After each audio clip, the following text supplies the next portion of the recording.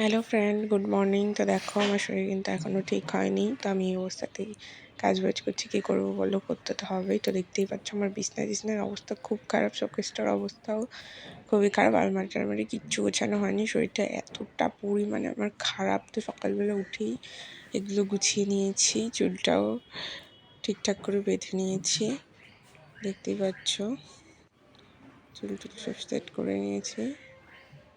এই যায় সব কিছু গুছিয়ে এবার চুলটা সুন্দর করে বেঁধে নেব।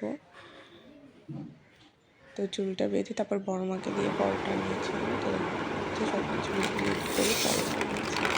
তো এবার পরোটা খাওয়া আমার ভয়েস শুনতে হয়তো অসুবিধা হচ্ছে, যেহেতু আমার শরীরটা ভীষণ খারাপ। তো দেখো এই যে পরোটা আনিয়েছি, তো এখন পরোটা খাবো আর রান্না দুপুরে করবো।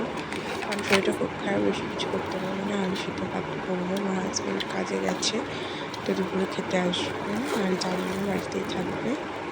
আমি তো পরোটা তরকারি খাচ্ছি। তা তোমরা প্লিজ আমার চ্যানেলটা সাবস্ক্রাইব করে দিও আর লাইক কমেন্ট শেয়ার করে দিও প্লিজ, আর বেশি বেশি করে কমেন্ট করো। তো এই যে দেখো রাত্রেবেলায়, এটা সন্ধ্যেবেলায় আমি বসে আছি টিনের ঘরের মধ্যে চৌকিতে।